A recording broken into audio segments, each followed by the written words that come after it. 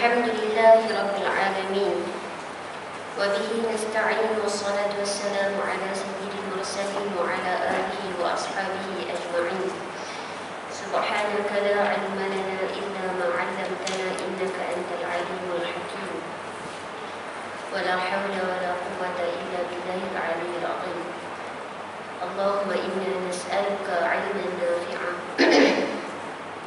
ورزقا طيبا وعملا متقبلا. اللهم انفعنا بما علمتنا وعلمنا ما ينفعنا وزدنا علما.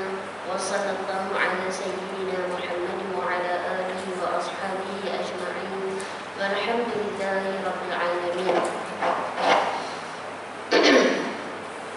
السلام عليكم ورحمة الله وبركاته. Apa khabar semua? Alhamdulillah. Yang pertamanya saya minta pukul 9, minta maaf banyak. Dalam keadaan yang tak apa sihat juga, nak ulang pergi toilet.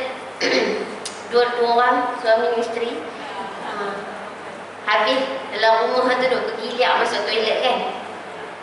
Jadi tengok-tengok, tadi dah siap dah. 10 minit lagi pukul 9, 9.50, masih dekat ni je kan. Dah siap dah, dah keluar naik kereta dah. Tak boleh bangun masuk toilet balik bang. Jadi minta maaf banyak ibu-ibu. Baik, ibu-ibu yang dimuliakan, sebab kita dah dapat kita terus mula dan insya-Allah ini kuliah pertama kita selepas 2 bulan bercuti. Betul tak? Itu kita rehat ataupun cuti pada bulan Ramadan. Dan kemudian Syawal pun kita masuk terus Zulqa'dah. Nasib baik masuk Zulqa'dah. Kalau masuk Ustazah masuk terus Muharram lah. Sebab nanti Zulhijjah nak raya pula kan. Okey. Baik, ibu dimuliakan, alhamdulillah, semoga kita di kalangan orang yang Allah terima amal soleh dalam bulan Ramadan. Sebab tu para ulama menyatakan, para ulama salaf yang terdahulu berdoa 6 bulan sebelum masuk Ramadan dan 6 bulan selepas Ramadan. Maksudnya tak putus duk ingat Ramadan. Jadi kita keluar daripada Ramadan, kita dah masuk Syawal, kita dah masuk Zulqa'dah, Zulhijjah, Syawal, kemudian masuk balik Muharram dan sebagainya. Dikatakan dalam kitab Lataiful Ma'arif, para ulama dia tak berhenti doa. Allahumma sallimna li Ramadan wa sallim Ramadan lana wa tasallamhu minna mutaqabbala. Baris yang ketiga tu maksud dia apa? Wa tasallamhu minna mutaqabbala, dan terimalah amal soleh yang kami buat dalam bulan Ramadan.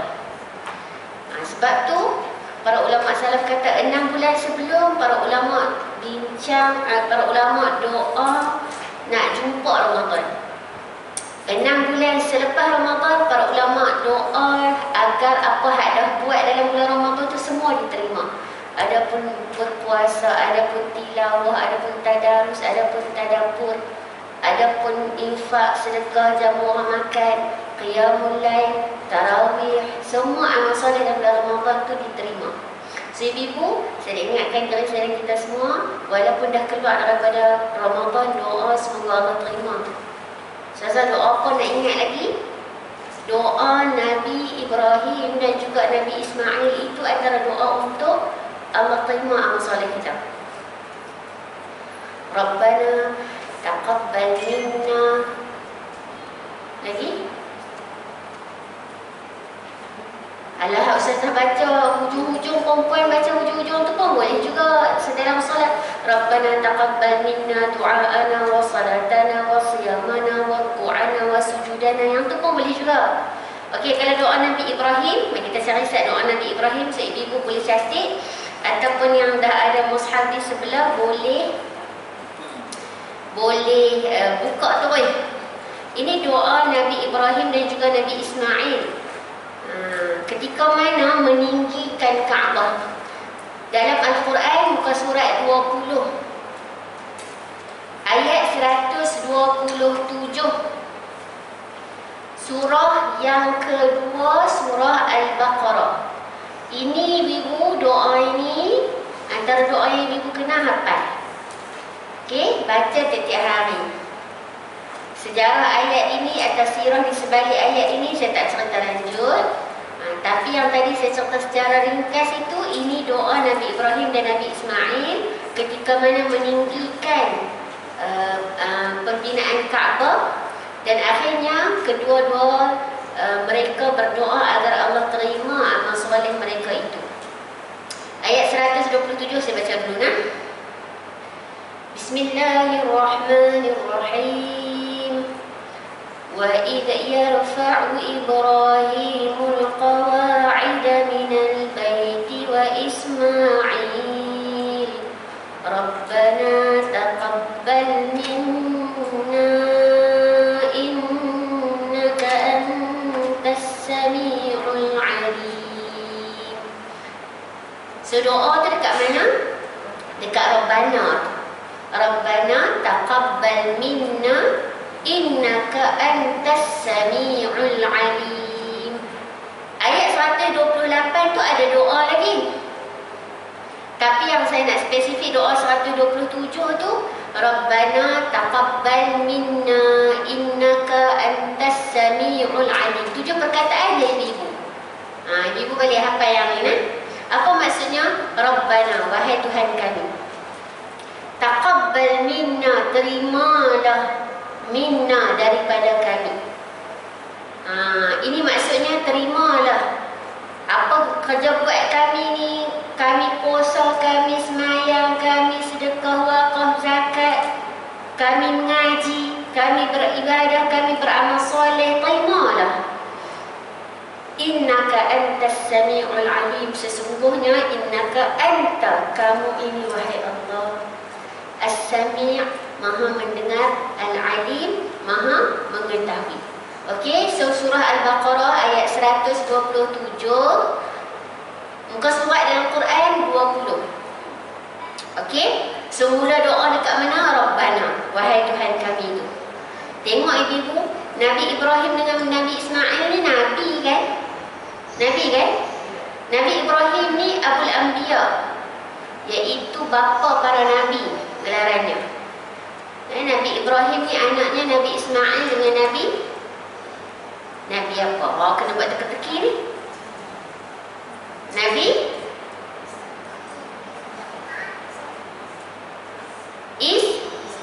Ishaq. Dua-dua Ismail dengan Ishaq. Okey? Tapi Nabi Ishaq anak kepada isteri yang pertama. Siapa nama? Sarah, betul. Nabi Ismail anak yang kedua. Anak isteri yang kedua Nabi, namanya Hajar. Okey? Okey? So Hajar ni yang kedua, tapi Hajar dapat dulu. Cerita dia panjang, nanti kita baca. Cuma saya nak habaq tadi apa dia? Baca Rabbana taqabbal minna innaka antas sami'ul alim. Berapa perkataan dalam ayat ni? 7 je ibu-ibu. Okey, balik hafal. Kata ulama tafsir, kenapa kita kena doa? Antaranya doa moga Allah terima masalah kita. Itu antara sebab ataupun hikmah Allah ajak kita doa. Semoga lepas kita beramal soleh, kita doa kepada Allah terima, menandakan kekurangan diri kita, kelemahan diri kita. Kita mungkin ada cacat celah masa kita puasa, betul tak ibu? Mungkin kita masa tarawih ada kekurangan, masa kita solat ada kekurangan. Tapi nak menandakan kita bersungguh-sungguh, ya Allah terimalah aku buat ni, aku dah all out dah ya Allah. Tapi ada terkurang, tercacat celah, terkhilaf, ya, tersungguk contoh, kan? Tapi aku dah cuba ya Allah. Itulah antara sebab Allah ajak kepada kita doa agar diterima amal soleh. So bulan depan sekali lagi mai saya tasmik doa ni lah ibu. Okey, kita sambung. Kalau dalam buku kita muka surat 199, betul tak ibu? Betul nak? Baik, menghadapi pujian dan celaan manusia. Kita masih dalam bab ini, bab baru nah, bab 9. Allah menyukai kata-kata yang baik. Kalau ibu-ibu ingat, ya, dalam muka surat 196, kita baca sekali lagi hadis sikit. An Aisyah radhiyallahu anha qalat, atan Nabiy sallallahu alaihi wasallam nasun minal yahud. فقالوا السلام عليك يا أبا القاسم فقال وعليكم قالت عائشة فقلت وعليكم السلام والذام فقال رسول الله صلى الله عليه وسلم يا عائشة لا تكوني فاحشة. قالت فقلت يا رسول الله أما سمعت ما قالوا السلام عليك؟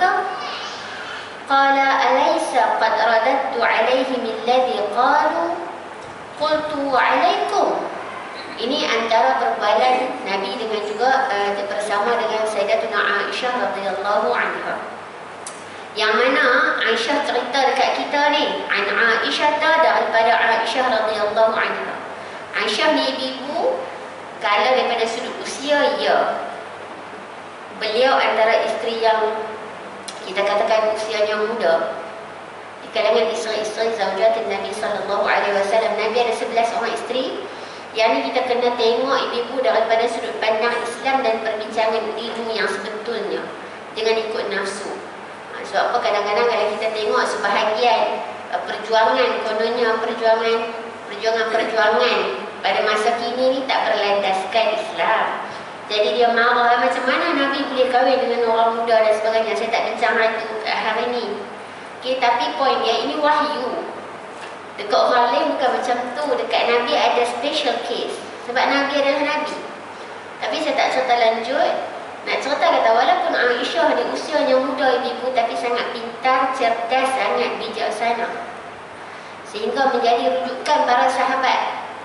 Selepas Nabi wafat pun para sahabat mengaji dengan Sayyidatuna Aisyah. Bahkan ada ulama kata Aisyah ni adalah wanita paling memahami apa yang disampaikan oleh Nabi sallallahu alaihi wasallam. Okey, jadi kita kalau ibu-ibu menamakan anak dengan cucu dan sebagainya sebagai Aisyah, jangan sekadar mengambil nama. Ambil spirit, ambil keilmuan, ambil karakter Aisyah. Ya, Aisyah ni Allah cerita dalam Quran, tapi namanya tak ada, tak cerita nama. Tapi di sebalik sirah itu, sirah di sebalik surah An-Nur ayat 11, maafkan saya, ayat 11 sehingga sekitar 21 itu cerita tentang Sayyidatuna Aisyah. So cuba tengok karakter Sayyidatuna Aisyah. Okey, untuk kita semai pada anak cucu kita, bukan kata tak boleh bagi nama, juga terapkan kenapa dinamakan Aisyah tu. Bagus dah ambil nama isteri Nabi, ajak pula anak cucu kita yang bernama Aisyah itu, siapakah Aisyah? Bagaimana karakter Aisyah? Beraninya, bijaksananya, cerdiknya. Ya, Aisyah ini adalah wanita, ada satu panggilan kepada Aisyah, wanita yang disucikan dari langit. Kenapa? Sebab Aisyah turun ayat 11 hingga 21 tersebut. Wahyu Allah Ta'ala turun kepada Nabi untuk menyucikan Aisyah, untuk bagi tahu apa sebenarnya yang berlaku. Okey? Baik, so Aisyah cakap dengan Nabi. Cerita dia apa? Ada sekumpulan manusia datang kepada Nabi. Atan Nabi sallallahu alaihi wasallam nasun minal Yahud. Nabi didatangi sekumpulan orang Yahudi. Faqalu, dan mereka berkata, Assalamu alayka ya Abul Qasim. Ya, cuba tengok, dia bukan Assalamu alayka ibu, Assalamu alayka ya Abul Qasim. Ini Arabic ibu. Assalamu ada lam alif kan? Assalamu tak ada lam alif. Assalamu maksudnya sejahtera ataupun selamat ke atas kamu. Assalamu alayka, kesejahteraan, keselamatan ke atas kamu. Tapi bila assalamu alayka buang lam alif, maksudnya apa? Cuba tengok ibu-ibu. Kematian. Maksudnya dia punya antonim, seolah-olah kata lawan dia. Kalau assalamu, saya bagi kat ibu, assalamualaikum, keselamatan, kesejahteraan, maksudnya saya mendoakan keselamatan, kesejahteraan ke atas ibu. Bila assalamualaikum, mendoakan sebaliknya, mendoakan kematian, kecelakaan, kehancuran. Maka orang Yahudi ini datang jumpa Nabi dan mereka berkata, Assalamualaikum ya kematian ke atas kamu, kecelakaan ke atas kamu, wahai Abul Qasim. Abul Qasim adalah gelaran bagi Nabi SAW.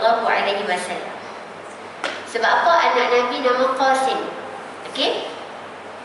Faqala wa'alaikum. Nabi jawab, dan ke atas diri kamu juga. Tapi Nabi tak sebut assalamu, cuma Nabi sebut wa'alaikum. Berarti ke atas kamu juga. Maksudnya Nabi mengembalikan, cuma Nabi tak sebut perkataan assalamu. Macam kita, bila saya tak bagi salam ke ibu-ibu, contohnya assalamualaikum, ibu-ibu pun jawab wa'alaikumussalam. Okey. Qalat Aisyah. Aisyah kata, faqultu. Ini Aisyah yang cerita ni dalam hadis ni. Aisyah cerita, okey. Qalat Aisyah. Aisyah berkata, faqultu. Aku berkata, wa'alaikumussalam wazzamu.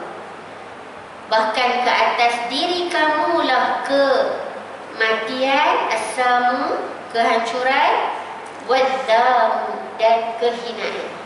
Tengok Aisyah, karakter dia. Kita bukan kata dia pandang barat. Dan itu tidak sebetulnya untuk para isteri Nabi. Tapi Aisyah dia ada cara dia berjuang. Ini Aisyah, wa'alaikumussalam wazzamu. Ke atas kamu kehinaan, kematian, dan kehancuran. Nabi jawab tak tadi? Nabi jawab, cuma Nabi jawab wa'alaikum. Nabi tak sebut perkataan assam. Tapi Aisyah bukan sebut assam saja. Aisyah tambah lagi wazzam. Ini Aisyah, subhanallah.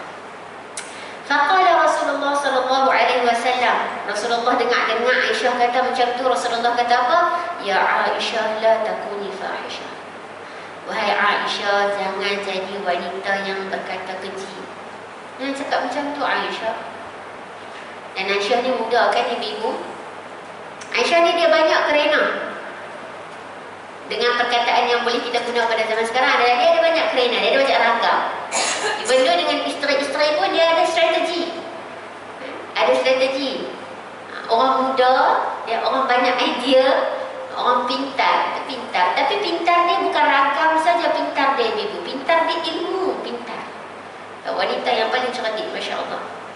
Qalat, maka Aisyah jawab, bila Rasulullah kata, ya Aisyah, la takuni fahisha. Wahai Aisyah, jangan cakap macam tu, tak baik, jangan jadi wanita yang berkata keji. Aisyah jawab apa? Qalat, tengok jawab, faqultu. Aisyah berkata, aku berkata. Aku jawab balik. Rasulullah kata, ya Rasulullah, wahai Rasulullah, ama sami'ta ma qalu assalamu alayka. Wahai Rasulullah, kamu tak dengar kalau mereka kata assalamu alayka, kematian ke atas kamu? Mereka mendoakan kehinaan ke atas kamu, wahai Rasulullah, kamu tak dengar ke? Rasulullah jawab balik, qala. Rasulullah berkata, alaysa qad radattu alaihim alladhi qalu alaysa qad radattu alaihim alladhi qalu. Bukankah aku dah balas Aisyah? Qultu alaikum. Aku kan dah bagi tahu, aku dah jawab tadi wa'alaikum, ke atas kamu juga. Okey? Baik. Tadi kita dah syarah dah yang bukan tadi, hari tu kita dah syarahkan hadis ini nak nampakkan satu situasi yang Nabi balas juga. Tapi Nabi balas dalam keadaan yang tidak berkata sedemikian sebiji-sebiji. Aisyah bukan balas perkataan itu saja, Aisyah tambah. Okey? So daripada sudut Nabi SAW, jangan buat macam tu Aisyah. Jangan buat macam tu. Aku dah balas kan tadi. Okey? So menghadapi pujian dan celaan manusia, muka surat 199 ibu. Mari kita tengok. Dalam menghadapi pujian dan celaan, manusia boleh dibahagikan kepada 4 jenis. Kalau orang puji kita lagu mana ibu? Orang puji. Ni orang tak tanya lagi tak orang keji ni. Orang puji dulu. Orang puji kita pun renyah, betul tak? Kita pun seronok lah. Kadang orang tak puji kita pun, orang puji baju kita. Tapi kita punya kembang tu kan, betul tak? Nak lawa tudung kau beli mana? Kita pun ada sikit dalam tu seronok lah kan, orang puji kan. Tapi kalau orang keji, sebaliknya. So, hari ini kita nak belajar macam mana kita nak berhadapan dengan adapun pujian orang ataupun kejian orang. Dan ibu-ibu, pujian ni sebenarnya kadang-kadang tak realistik pun. So, jangan termakan dengan pujian orang. Jangan hidup kita rasa seronok dengan pujian orang. Kadang-kadang tak realistik pun. Ataupun dengan kata lain, kadang-kadang bodek sahaja. Ini itu hakikatnya. Dan itu hakikatnya. Kadang-kadang kita tak tahu pun kita nak cakap apa, tapi kita cakap tu apa yang kita nampak. Dan sebenarnya kalau dulu-dulu zaman saya kerja kuis dulu kan, kuisel. Ya. Dia ada cara lah macam nak puji. Ini kalau dalam training kita pergi korporat semua kan, dia kata puji apa yang boleh diubah. Maksudnya yang berubah. Jangan puji lah, mata kok cantik dah. Yang tu tak akan berubah dah. Nak puji apa yang aksesori dia. Itu kalau zaman saya kerja dulu lah. Ni training baru Ustaz Nusri dulu kan. Maksudnya puji apa? Lawa brush kok nak. Okey. Sebab kalau puji kepada benda yang kekal, benda tu dah tak boleh ubah dah. Ya, contoh lah kita kata. Contoh ni contoh Jangan body shaming tau kakak-kakak ibu-ibu. Jangan body shaming. Itulah antara hikmah dia. Contoh dia kata, lawa mata kak. Isu-isu kakak sakit mata. Macam mana kita nak cakap tu? Betul tak? Na'udzubillah. Kan? Jadi pujian kita ini kalau dalam korporat dulu saya kerja lah, puji benda yang dia boleh ubah. Ya, ataupun benda yang berubah. Kak tudung lawa kak, brush lawa kak. Tapi ini bukan saya nak ajak suruh puji, bukan.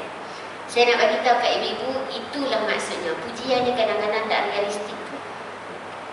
Hari ni dia pakai brush tu, esok dia mungkin tak pakai brush tu dah ibu-ibu. Betul tak? Dan jangan mengharapkan pujian orang. Kita buat apa-apa jangan harap pujian orang. Ibu-ibu tengok ada 4 jenis. Ya. Betul, boleh membawa ataupun boleh memberi kesan kepada penyakit ain. Terima kasih kak, barakallahu fiik. Itu sebablah ya, cara nak puji pun kena betul.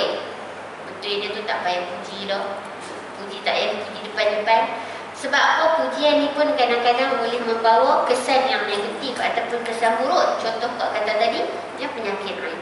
Jadi sebab tu kalau kita nak puji ataupun nak menyatakan sesuatu kebaikan, sebutlah Masya Allah ataupun Subhanallah contohnya.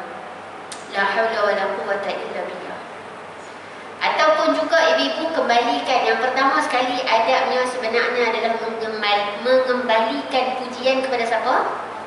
Kepada Allah.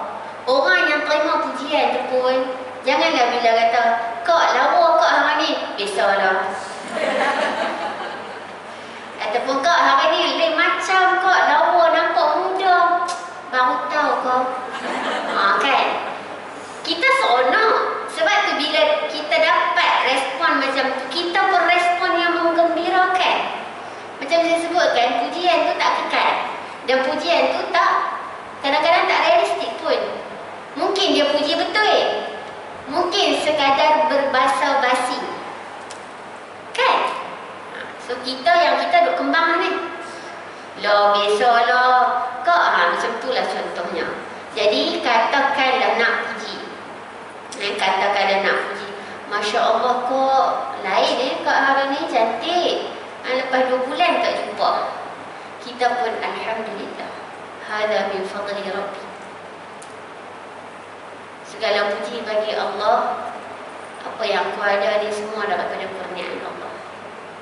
Patahkan supaya kita tak perasan. Saya suka guna tak perasan, tapi ibu minta maaf kalau rasa kasar. Untuk saya akan sebut macam tu untuk diri saya sendiri. Orang puji, ya Allah, anak cucu kau nak berjaya semua. Baik siapa pun straight A, straight A, straight A. Biasalah kami ni keturunan bandar-bandar. Jangan kakak-kakak. Jadi bila orang puji anak cucu kok nak semua straight A saja, tak pernah dapat hak lain. Alhamdulillah. Masya Allah. La haula wa la quwwata illa billah. Masya Allah, apa yang Allah nak Allah buat.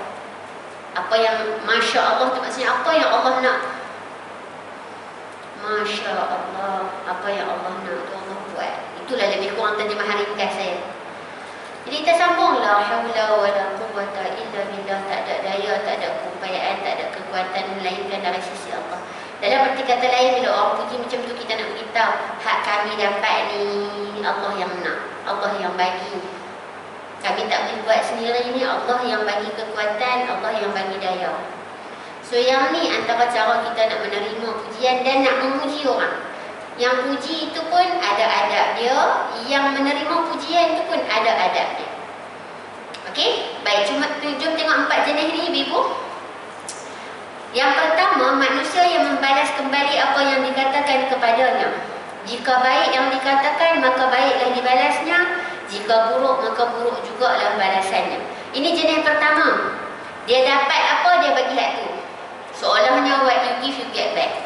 Hang puji aku puji hang. Hang keji aku, tunggu lagi. Aku balas balik. Ini golongan yang pertama.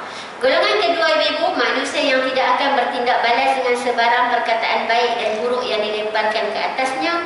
Sekadar menerima semuanya lalu menyimpan kata-kata itu dan mendiamkan diri. Nombor 2 ni tak balas. Ya, tak balas dengan apa pun. Orang puji pun duk lagu tu, orang keji pun duk lagu tu. Yang ni berbeza dengan golongan pertama. Golongan ketiga, Ibu, manusia yang tidak mampu membalas kembali perkataan orang lain kepadanya di hadapan orang itu, tetapi memantulkan tindak balasnya terhadap kata-kata tadi di belakang orang tersebut.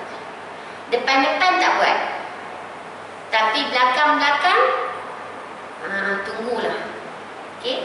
Yang keempat, manusia yang membalas setiap kata-kata yang buruk dengan kata-kata yang baik, benar dan tegas di sisi Allah. Yang keempat ni sebaliknya. Bila orang keji, orang kata dan sebagainya, dia balas balik yang baik ataupun yang berbeza atau berlawanan dengannya. Soalan saya, kita kat mana? Tak payah jawab, Ibu.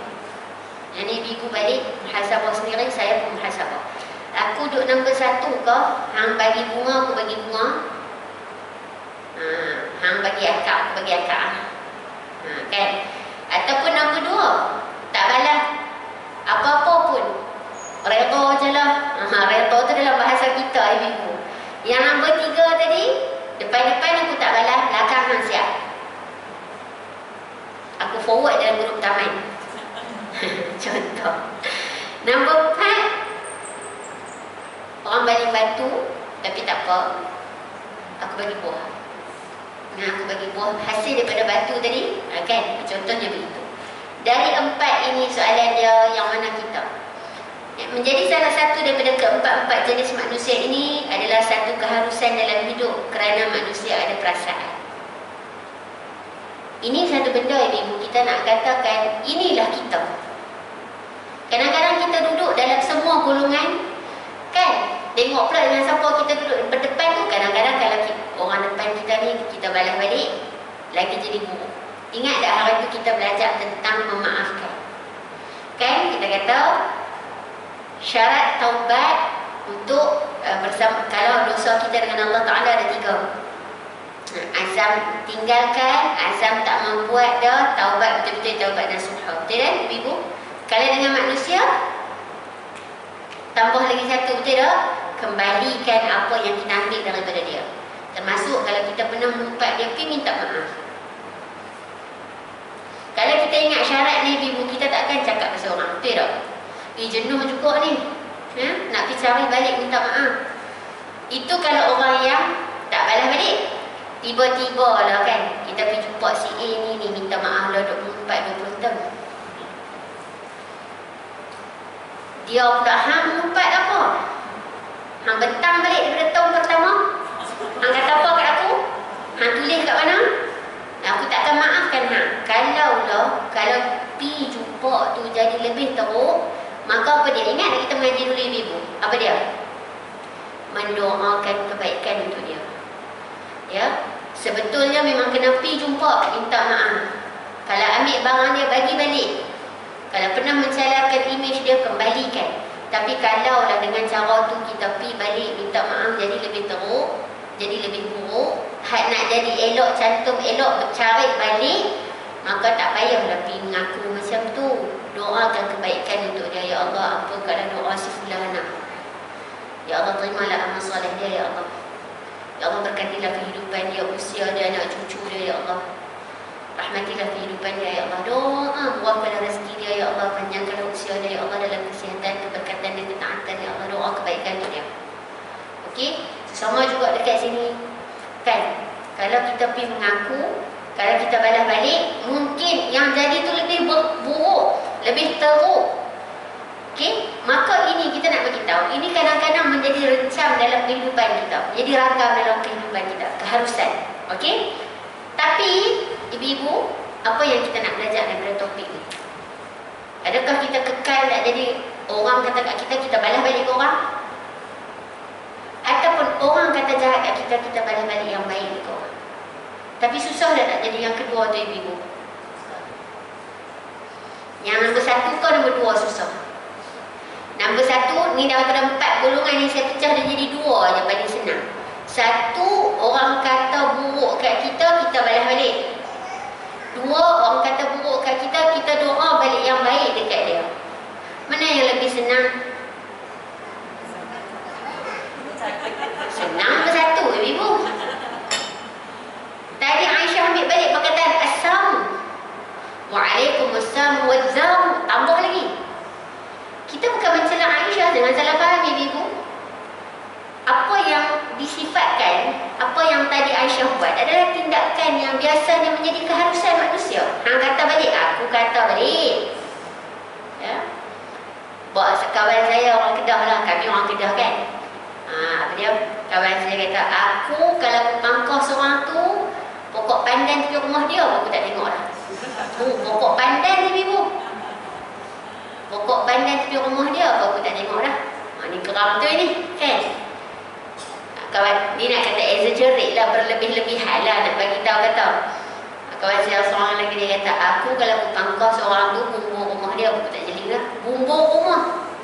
Dengan cerita orang tu kan. So apa yang senang? Senang dia orang buat kat kita, kita buat balik. Memang senang. Tapi bukan yang tu Allah ajar kat kita. Ini ada sifat, ada benda yang kita nak belajar dalam hal ini juga adalah memaafkan, ibu. Saya tanya, memaafkan susah ke senang? Tak apa, ibu, yang ni jawab. Yang ni tak suruh jawab senyap-senyap. Yang ni jawab kuat-kuat. Takkan ada orang yang cakap senang. Setakat saya jumpa, tak tahulah. Tak tahu Muslimat surah Al-Allah ni lain macam. Oh, dia cakap senang saja, senang saja. Saya pernah buat dekat Instagram, ibu, Instagram. Saya tak show ibu semua ada kedai Instagram. Saya contoh macam, okey, jom kita bincang tentang topik memaafkan. Rata-rata yang tulis tu, dia tulis, Ustazah, bila orang tak maafkan saya, baru saya tahu maaf tu satu benda yang sangat besar, ya Ustazah. Kata ada orang komen pula, saya tak boleh nak memaafkan sebab apa yang dia buat tu terlalu besar. Atau ada lagi satu komen, banyak komen pasal memaafkan tu sangat banyak lah. Saya nak tengok respon sebab masa tu saya tadabbur satu ayat. Allah suruh kita maafkan dan lupakan. Betul tak kadang-kadang ibu kita punya kemanusiaan kita forgive but not to forget. Aku maafkan hang tapi nak lupa memang doa. Tapi apa yang Allah anjurkan, forgive and forget. Berat dah hati. Berat kat ni kan? Berat dah. Saya tak tahu ibu-ibu, tapi ibu-ibu kalau gaya tak tahu nak angguk ke nak geleng tu lain macam lah. Dia macam keliru lah, aku nak geleng pun dah juga. Aku nak angguk tu macam orang ni tak apa-apa nak angguk, aku ambil je lah. Macam tu sekali. Rata-rata ibu-ibu memaafkan adalah satu benda yang berat. Nak balas balik tu lagi senang. Tapi itu bukan apa yang diajarkan Islam. Saya cakap ibu-ibu, saya sendiri ada experience tu. Bukan saya kata saya tak judge ibu-ibu. Saya sendiri ada experience tu. Saya ada experience yang ni ni kita cerita adik-adik kita kat sini lah. Experience saya diadu domba. Saya tak kata dekat Kak Ani. Saya tak kacau hidup Kak Ani pun. Tiba-tiba ada orang pergi buat cerita dekat Kak Ani, kata saya buat. Itu sejarah bagi saya dalam hampir 40 tahun saya hidup ni. Itu adalah cabaran terbesar saya. Dalam kehidupan kita ada banyak cabaran di ibu, ada banyak ujian, sudah tentu. Ada banyak ujian Allah Ta'ala bagi. Tapi ujian-ujian lain tu teriaklah. Teriak, tapi tak lama teriak. Teriak tapi tak lama teriak. Teriak tu, teriak sebagai kehambaan tu memang wajar lah ibu-ibu. Kita memang orang yang lemah. Tapi yang tu teriak paling lama. Paling lama. Sebab apa? Tak pasal-pasal Kak Ani tak mahu kahwin dengan saya. Kita pun pelik. Pasal contoh Kak Dina. Pasal apa Kak Ani ni dia macam tak mahu kahwin dengan saya? Kan? Saya jenis, aku tak kacau hang, jangan kacau aku macam tu je saya. Dululah, ibu-ibu lah ni malah dia nak fikir. Kau tua kot nak. Kau tua ni, saya rasa lah perubahan tu ibu-ibu. Rasa macam ikut suka hang lah. Anak makan dengan aku, hamil lah kawan, tak makan sudah lah, tak larat lah. Macam tu. Saya tak tahu lah perubahan hormon ke. Nak menopause ke apa, tak tahu. Tapi saya rasa macam tu. Mungkin sebab selepas saya berhenti kerja kan. So saya banyak duduk rumah dan kerja balik kampung. Kalau jumpa dengan ibu-ibu ni lah, kuliah-kuliah macam ni baru jumpa dengan ibu-ibu. So kita rasalah circle kita tu berubah. Tapi banyaklah benda ibu-ibu. Untuk saya personally, kadang-kadang dalam kehidupan kita, kita kena ada a pause. Pause, P-O-U-S-E. Berhenti saya. Dan itu yang saya buat. Saya ni ibu tak pernah terfikir nak berhenti seusia umur 36 tahun. 35 tahun tahun lepas. Tak pernah terfikir ibu nak berhenti. Saya career woman. Orang putih kata, sungguh. Kawan-kawan saya semua terkejut. Biar betul yang berhenti kerja ni. Saya pernah lah ibu pernah fikir sebelum kahwin, saya cakap okey, kalau ada anak, saya memang akan jaga anak sendiri. Itu je. Lepas kahwin pun saya cakap dengan husband saya, nak kerja, sebelum kahwin bagi tahu, Ustaz, anak nak kerja Ustaz. Siap nak jadi macam-macam lah cita-cita dia tu zaman-zaman muda tu, semangat kan. Saya cakap, bila kahwin bang, nak berhenti, akan berhenti kalau ada anak aja. Kalau ada anak sendiri, nak jaga anak sendiri. Tapi tak ada anak lagi pun, berhenti dah. Saya beli rumah kat sini masih apa? Sebab saya nak settle down dekat Chris. Masa tu suami saya dapat scholarship sambung PhD dekat USIM. So kita decide beli dekat Nilai, half lah. Saya duduk sini, suami saya di situ. Allah punya takdir ibu. Suami saya sambung dosen, suami saya kata tak mahu sambung PhD. Scholarship ibu. Fellowship USIM, fellowship. Fellowship ni maksudnya dia sambung, dia hantar mengaji. Lepas tu, habis, kena balik kerja situ. Cuma rezekinya 2 sen tu suami saya tak dapat lagi duit fellowship. So maksudnya berhenti tu tak berhutang lah. Tiba-tiba saya 7 tahun khidmat kat sini berhenti ibu. Hak kita plan beli rumah tanah ni mesti apa? Nak bencin tanah ni kan? Subhanallah. So bila berhenti tu dia punya a pause that we need. We really need that pause dalam kehidupan kita. Kena ada pause tu. So kita macam reschedule balik. Apa yang tak betul, tengok balik apa yang tak kena. Kan? Tapi masa saya kerja tu lah, tapi bukan kawan kerja, tapi adalah dalam relationship kehidupan kita. Tiba-tiba ada orang pihak kat Kak Ani ni, Ustazah Nuni tu kata macam ni kat Kak Ani. Wallahi ibu saya tak buat tu. Saya punya style, cuma saya ni jadi kadang-kadang mungkin orang tak kenal rapat, orang akan kata sombong. Sebab saya jadi tak heran kat orang lah. Hang aku lah. Kan? Maksudnya, hang buat kerja hang, aku buat kerja aku. Macam tu. Tapi ada sampai macam tu. Dan itu untuk saya ibu ujian terbesar. Tapi yang ni masa kerja lagi. Masa kerja. Belum berhenti. Dan itu bukan penyebab saya berhenti lah. Itu bukan penyebab saya berhenti. Sebab yang ni bukan kawan sekerja. Ini dalam kawan-kawan kita. So saya pun terfikir, aku kata apa kat hang? Aku tak faham? Dan yang lebih parah dalam kehidupan itu, dalam saya punya ujian itu, ibu-ibu, kawan saya tu, Kak Ani tadi ni, dia kenal saya dan dia percaya dengan apa yang diadu dombakan, which was very sad. Hang kenal aku, hang percaya dengan orang lain. Saya cerita sebab apa? That was my own experience, ibu. So sebab tu saya kata, ibu-ibu nak duduk fikir angguk ke nak gini. Dia sebab duduk lagu tu. Tak tahu nak guna ke nak angguk ke kan. Saya duduk depan, saya nampak lah perangai seorang-seorang ni. Okay. So, dan saya itu benda, ujian saya paling besar lah saya kira. Kalau kata 9 tahun kahwin tak ada anak tu, untuk saya benda tu besar lah ibu-ibu, benda tu besar. Tapi kita kata apa tak apalah, rezeki aku macam tu kan. Tak ada anak, tapi anak menakan sampai 20 lebih. Anak-anak orang lain pun aku tumpang juga, anak-anak pelajar lagi kan. Ibu-ibu juga sebahagian daripada kehidupan saya. So saya happy, alhamdulillah. Kira ujian tu bukanlah ujian yang teruk sangat nak teriak. Sebab Allah bagi tu mesti ada sebab. Dan kalau orang tanya-tanya soalan tu, saya senyum-senyum je, tak ada isu. Tapi bila kena sekali tu ujian tu, saya rasa macam Allahu Akbar. Saya rujuk balik surah An-Nur, ibu-ibu. Macam mana Aisyah difitnah. Itulah panduan kita dalam kehidupan kita. Cek balik macam mana Aisyah buat. Aisyah buat apa? Nabi Yaqub bila kehilangan anak, apa yang Nabi Yaqub buat? Ya Alhamdulillah. Nabi Ayub bila sakit, apa yang Nabi Ayub buat? Nabi Ibrahim bila diwahyukan oleh Allah Ta'ala suruh bawa Sayyidatuna Hajar dengan anaknya Ismail, pada ketika itu belum Nabi, masa bayi lagi kan. Yang ibu ingat kisah Ismail hentak kaki keluar semua tu, bayi lagi tu, belum Nabi.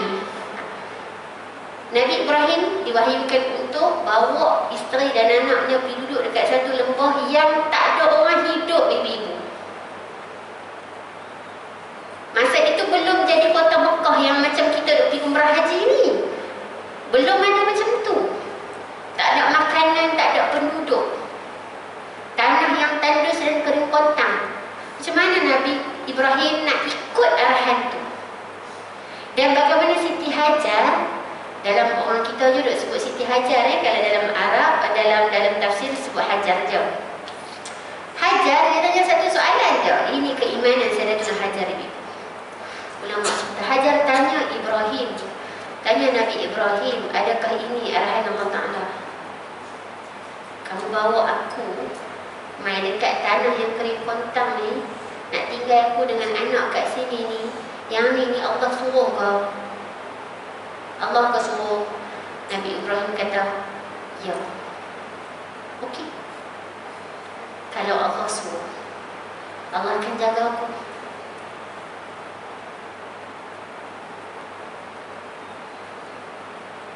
Sayyidatuna Sarah dengan Nabi Ibrahim, ibu kahwin lama tak ada anak. Bila malaikat mai bagi tahu kata kamu akan ada anak namanya Ishaq, siap bagi nama ibu.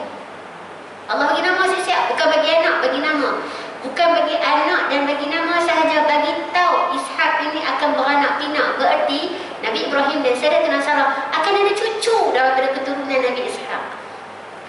Saya tanya ibu, macam mana kita nak urus ujian dalam kehidupan kita? Dengan Al-Quran. Kalau kita tak duduk dalam Al-Quran, maksudnya tak duduk sesuaikan diri kita dengan Al-Quran dalam ujian-ujian kehidupan kita, kita akan jadi macam-macam. Kita akan melenting, kita akan marah, kita akan macam-macam. Dalam situasi tadi, kalau zaman dulu lah ibu, saya punya pemarah yang tak banyak Al-Quran betul-betul. Saya pergi Hawin dulu orang. Hawin ni maksudnya saya pergi balas hadiah. Saya pernah duduk dalam situation yang saya boleh balas balik ibu. Orang tu buat kat aku boleh buat balik. Aku boleh pergi marah dua-dua ni. Kak Ani pun aku marah juga. Siapa seorang percaya, orang ni pun saya boleh pergi juga. Dulu masa zaman saya tak belajar betul-betul Quran ni ibu. Sekarang pun saya bukan kata sempurna dah. Tapi terpandu ibu, terpandu.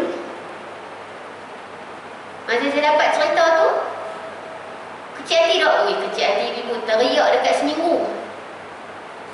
Ni saya nak bagi tahu kat ibu supaya ibu tahu ustazah pun ada yang macam ada. Ustazah pun ada yang ujian tu. Ada ibu saya kan manusia. Subhanallah. Lepas tu kita pergi buat perbincangan. Saya yang tu je, saya jenis berani. Saya pergi jumpa Kak Ani. Saya pergi jumpa Kak Ani. Saya pergi tanya Kak Ani dengar apa? Kak Ani pun cerita. Saya tanya balik Kak Ani, macam mana Kak Ani kenal saya dengan apa yang cerita tu beza tak? Kak Ani kata beza lah juga, tapi itulah. Tak percaya pula ke orang yang tengah ni kan. Sebab orang tengah ni cerita dia sedap juga. Kan? Pandai cerita kan? Dia kata tak apa Kak Ani, saya serahkan apa-apa yang berlaku ni pada Allah. Allah tahu apa yang betul, apa yang tak betul. Saya tak pernah kenal macam tu ibu. Masa tu PKP 2020 Mash kan kita start kan. Mash tu dah lah tak boleh balik kampung. Saya kalau boleh balik kampung, settle semua masalah saya ibu. Saya boleh balik jumpa mak bapak saya. Apa pun kesedihan saya insya-Allah hilang. Bukan maksud kita suami kita tu tak menghilangkan. Dia mesti mak bapak kita, suami kita, macam mana pun. Lepas tu tak boleh jalan mana kan PKP tu. Kita semua macam baru new norm kan. Dah lah tak boleh keluar, tak boleh buat apa. Saya paling penting tak boleh balik kampung lah. Tak boleh balik kampung habis lah. Sedih terus ya. Teriak je seminggu tu. Tapi lepas dah boleh tu dalam bulan 6, bulan 7 macam tu kita dah start boleh balik. Dah boleh gerak sikit. Benda pertama saya buat, saya bicara Kak Ani. Betul? Saya bicara Kak Ani. Kak Ani dengar apa Kak Ani? Kak Ani pun cerita. Kak Ani kenal saya dengan cerita tu. Macam mana Kak Ani? Saya memang percaya Kak Ustazah. Tapi cerita tu pun macam sedap juga. Ini contoh lah kan. Lain sekali saya habis macam tu je. Saya kata Kak, saya minta maaf banyak kalau saya ada ambil Kak punya hak. Bagi tahu saya akan pulangkan apa yang saya tak ambil. Tapi saya memang bukan jenis ambil barang orang. Saya berkenan apa-apa saya beli sendiri. Itu saya daripada sekolah rendah, daripada petadika itu bapak saya ajar. Nak apa, beli duit sendiri. Jangan ambil orang kena. Minta duit bapak. Kalau sekarang minta duit suami lah kan. Bang nak beli yang tu bang. Kan? Saya tak ambil bang. Tapi apa yang saya pernah kata apa kat kak ke, saya pernah apa, tolong bagi tahu, saya bagi hak kak. Dah tak pernah ambil apa-apa. Okey. So sekarang apa yang dia yang minta maaf kat saya, tak apalah, cuma saya besar kak. Lepas ni kena tabayun dulu. Tengok dulu cerita dia tu. Walaupun cerita dia tu macam sedap. Kan, cerita dalam TV. Walaupun macam kita teriak, tengok-tengok cerita tu rekaan semata-mata. Betul tak ibu? Tapi sedap dah. Sedap cerita tu, kita pun tunggu. Tengok, cerita ini adalah rekaan semata-mata, tidak ada kaitan yang hidup dengan yang mati. Yang duk tengok daripada episod pertama tu, saya kata jadi kak, satu pelajaran untuk saya dan kita semua lah. Dan wallahi kak, masa tu saya tak marah dekat Kak Ani. Mengenali saya yang dulu, wih berbakui. Saya jenis tak maki orang, tapi saya marah. Saya marah, saya firm. Kak, sepatutnya kau buat 1, 2, 3, 4, saya boleh bagi 10 poin. Debater kan? Dulu-dulu. Tapi dia kata, kak, tak apalah kak, pelajaran untuk saya dan kak, lepas ni kita tapih dulu. Tengok dulu cerita dia walaupun sedap. Dan saya beritahu dekat orang tengah saya ni, saya serahkan apa saja yang berlaku antara kita tiga ni kepada Allah Ta'ala. Jangan rasa saya tak dendam apa, saya tak buat apa-apa, saya tak akan balas balik, saya tak akan tulis apa-apa pun. Saya serah kepada Allah Ta'ala. Ibu-ibu, saat saya kata macam tu, saya lapar. Saya lapar. Dan apakah motivasi saya ibu? Allah sebut, maafkan, lupakan. Apa ganjaran dia? Ibu-ibu tahu tak ganjaran dia apa? Nak tengok tak dalam Quran? Jom kita tengok sikit. Ini masih sebahagian daripada apa yang orang kata keji dekat kita. Ini silibus kita juga ibu-ibu. Cuma saya masuk silibus saya sendiri lah sikit. keji kepada kita. Dalam situasi tadi, berkata keji itu tak semestinya kata depan-depan. Fitnah, adu domba, ya, apa-apa sahaja pun dia macam tu lah juga ibu-ibu. Okey? Baik, nak ajak ibu-ibu pergi tengok Al-Quran. Sana, saya cari ayat Ustaz.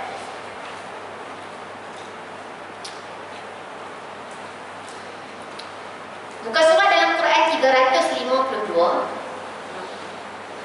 Muka surat dalam Quran 352. Ini salah satu ayat yang macam tu lah. Banyak ayat lagi nak.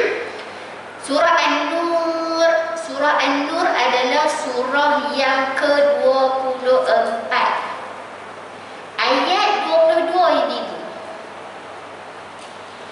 Ayat 22. Okey. Saya baca sikit dekat frasa tu saja. Nah. Bismillahirrahmanirrahim. Waliya'fu waliyasfahu. Ala tuhibbuna an yaghfirallahu lakum wallahu ghafurur rahim. Ni frasa akhir ibu. Saya tak baca daripada ayat yang mula. Baik. Apa arahan Allah Ta'ala? Waliya'fu, maafkanlah. Hendaklah mereka memaafkan. Waliyasfahu, dan apa ibu? Melupakan. So kalau dalam bahasa kita sekarang, forgive but not to forget tu sejujurnya tak mengikut anjuran Al-Quran. Tapi ibu saya faham kalau ibu kata, ui payah sezah, macam tanggung batu besar. Ala ni saya nak ajak diri saya dan kita semua, bukan ajak nak share, agar saya dan kita semua tolak batu tu bagi turun. Jangan bawa beban. Waliyafu waliyasfahu. Forgive and forget it. Sebab apa? Ini motivasi saya ibu. Ala tuhibbuna ayyaghfirallahu lakum. Tidakkah kamu suka Allah ampunkan dosa kamu?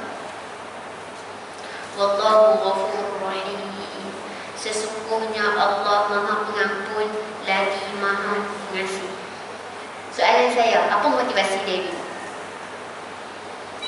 Apa yang kita dapat bila kita forgive and forget? Allah will forgive us. Kita maafkan orang dan kita lupakan apa yang berlaku, Allah akan ampun dosa kita. Saya tanya soalan, tidakkah itu memotivasikan kita ibu? Kemaafan orang mungkin kita tak dapat, atau kemaafan orang mungkin berat untuk kita, tapi Allah offer satu benda yang jauh lebih besar. Allah ampun dosa kamu. Apa lagi yang kita nak ibu? Kalau kita kaya pun kita duduk dalam Allah tak ampun. Kalau kita cantik pun duduk dalam keadaan Allah tak ampun. Kalau kita pandai pun tapi duduk dalam keadaan Allah tak ampun. Kalau kita apa pun nikmat dunia semua kita dapat tapi Allah tak ampun. Kita tak ada apa-apa sebenarnya. Tapi hanya sebab memaafkan dan melupakan, Allah ampun dosa-dosa kamu. So ibu, kalau orang buat dekat kita, orang keji kita, orang cela kita, orang maki hamun kita, orang adu domba kita, orang fitnah kita, orang buat apa-apa yang buruk kepada kita, maafkan dan lupakan. Ini motivasi kita, iaitu Allah akan ampunkan dosa kita. Saya faham mungkin ada ibu-ibu yang pernah mengalami lah situasi ni kan. Wih Ustazah, senangnya cakap. Saya duduk tempat tu kau, oi. Saya pun mula-mula, aku pergi cari saat ini siap ni. Saat lagi viral pula seorang ustazah yang mengajar Quran. Kan? Tapi betul kok, kalau saya Noraini yang dulu sebelum betul-betul mengaji Al-Quran, saya bicara kok. Saya punya bapak saya anak bongsu, tapi bapak saya terapkan kepada saya fight. Apa yang hang nak perjuangkan, hang kena perjuangkan. Itu bapa saya punya style. Sebab tu saya akan perjuangkan apa yang saya nak. Apa yang saya nak lah. Hak orang saya tak ambil. Hak saya nak, contoh saya nak belajar tinggi. Fight. Struggle. Survive untuk capai benda tu. Itu bapa saya punya style. So saya masuk pertandingan, saya akan target nak menang. Itu bapa saya punya style. So kalau dalam situasi tadi, tapi bukan bapa kita salah dah. Bapa ajak untuk berjuang. Dan saya, rezeki saya adalah bapa saya. Bukan saya belajar, saya duduk dalam keluarga yang bukan orang perempuan kena duduk dapur saja, orang rumah ada. Bapa saya kata orang perempuan keluar, mengaji, berjuang. Anak naik stage cakap.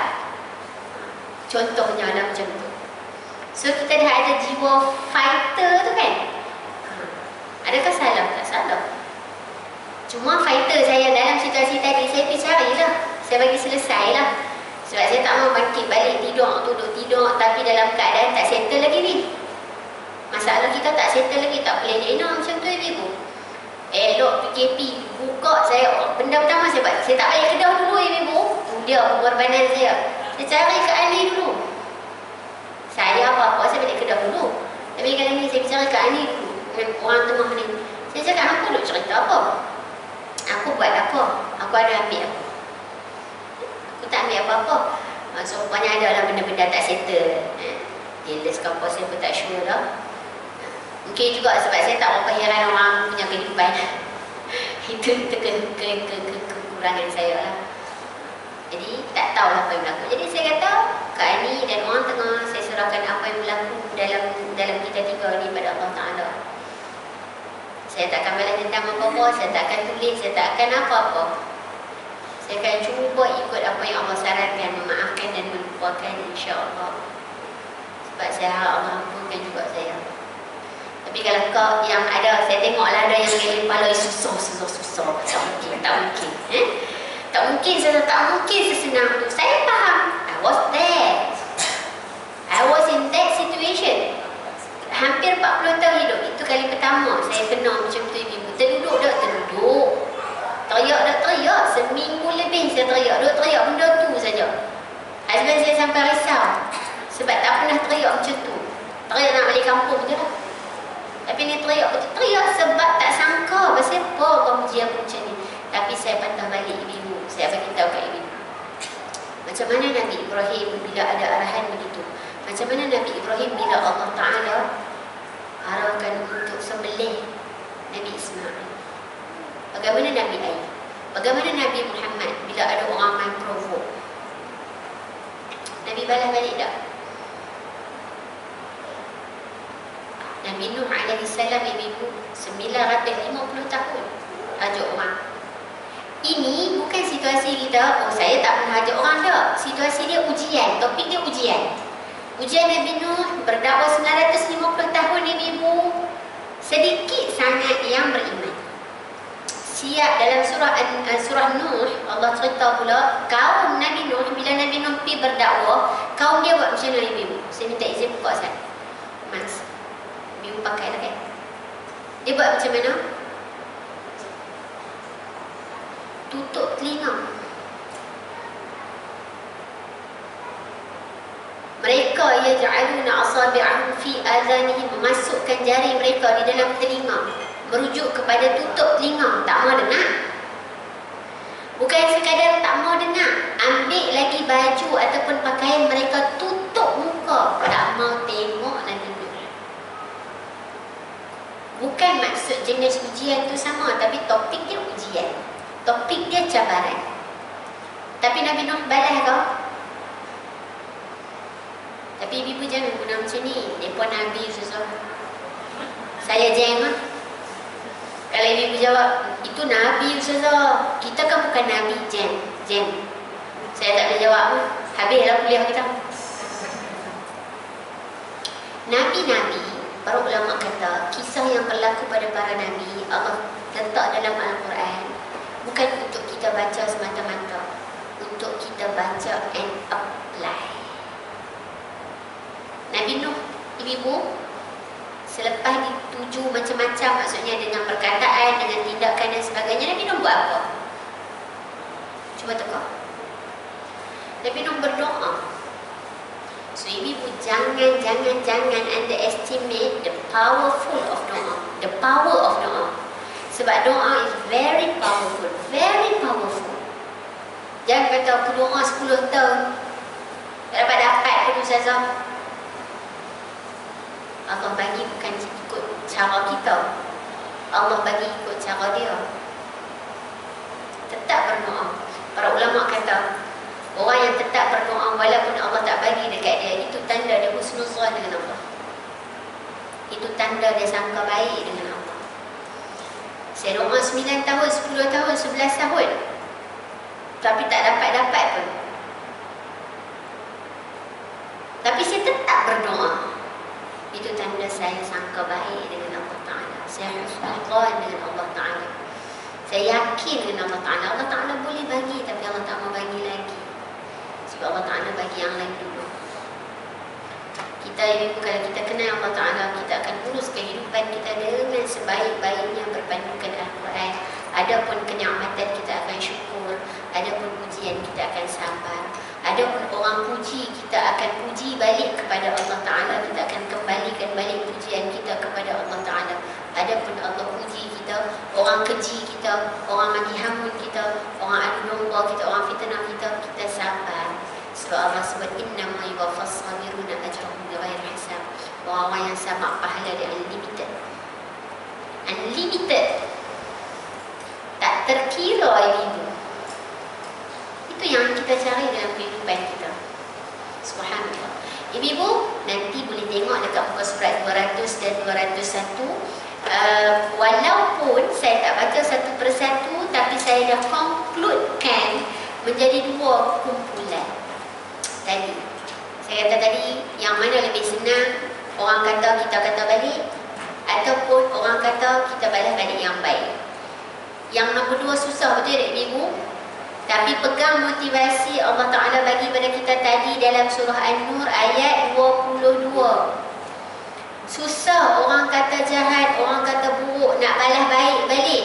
Orang buat nak maafkan, susah. Tapi ingat satu motivasi, kita nak Allah ampunkan kita dosa-dosa yang lalu. Kalau nak, cuba.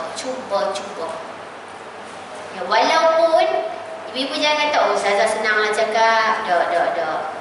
Ingat saya cerita tu siapa? Sebab saya nak bagi tahu, saya duduk kat situasi tu. Payah dah nak maafkan, payah. Tapi ada motivasi lebih hebat. Allah akan ampunkan dosa hang ni, hang maafkan dia. Hang lupakan apa yang berlaku. Ni saya ibu kata tak lupa lagi lah tu cerita kat kami tu. Betul lah. Dah sejarah hidup. Nak main cerita lah kat ibu. Saya ibu kata Ustazah senang lah. Ustazah. Kami bukan Ustazah. Saya nak abang saya manusia ibu. Kalau ibu kata sakit Ustazah, sakit. Saya sakit. Orang cerita benda yang tak betul. Sakitlah yang teriak seminggu lebih dekat 2 minggu tu. Saya tak ada cabaran yang saya teriak sampai 2 minggu lebih tiap hari teriak sampai tak lalu makan. Teriak tu teriak, mesti teriak. Tapi teriak lepas tu happy lah kan. Lepas tu kita okey, tak apa, ada benda Allah nak bagi aku. Yang tu pun berdamai juga dengan takdir. Tapi ambil masa. Sebab tak sangka ni yang Kak Ani ni pergi percaya kat kita. Kak Ani ni jumpa saya. Macam tu lah ibu kehidupan. So saya nak beritahu, saya cerita tadi tu bukan sebagai ustazah. Saya cerita sebagai seorang manusia yang duduk tempat ibu juga. Tapi ini motivasi kita. Okey ibu? Last saya habiskan insyaAllah muka surat 202. Nanti ibu kita akan sambung sini dan habiskan insyaAllah. Ibu boleh balik baca juga. Ini antara topik yang sangat-sangat applicable dalam kehidupan kita. Ya, sebarang bentuk keburukan macam mana kita nak balas balik, dan sebarang bentuk kebaikan kembalikan kepada Allah dulu. Jangan mudah perasan kita. Dan 202 ada tips supaya aku berkata baik. Subhanallah, tabarakallah. Baca dulu insyaAllah, ada rezeki kita akan sambung pada masa yang akan datang. Saya harap ibu-ibu, walaupun kita tak baca satu persatu, tapi saya dah konkludekan tadi, saya harap sesuatu untuk kehidupan kita tambah baik, nilai kita sebagai seorang hamba, sebagai sebagai seorang wanita salihah insya-Allah, dan ambillah segala cara untuk kita uruskan kehidupan kita melalui Al-Quran. Amin ya rabbal alamin. Baik, harap ibu doakan kesihatan saya. InsyaAllah saya doakan juga ibu punya kesihatan. Ya, insyaAllah ada rezeki kita akan bertemu akan datang. Aqulu qawli hadza wa astaghfirullah li wa lakum. Wassalamualaikum warahmatullahi wabarakatuh. Kafaratul majlis dan suratul asr. Subhanakallahumma wa bihamdika asyhadu an la ilaha illa anta astaghfiruka wa atubu ilaik. Bismillahirrahmanirrahim. Wal 'asr innal insana lafi khusr illa alladhina amanu wa 'amilus salihat wa tawassaw bil haqq wa tawassaw bis sabr. Assalamualaikum warahmatullahi wabarakatuh.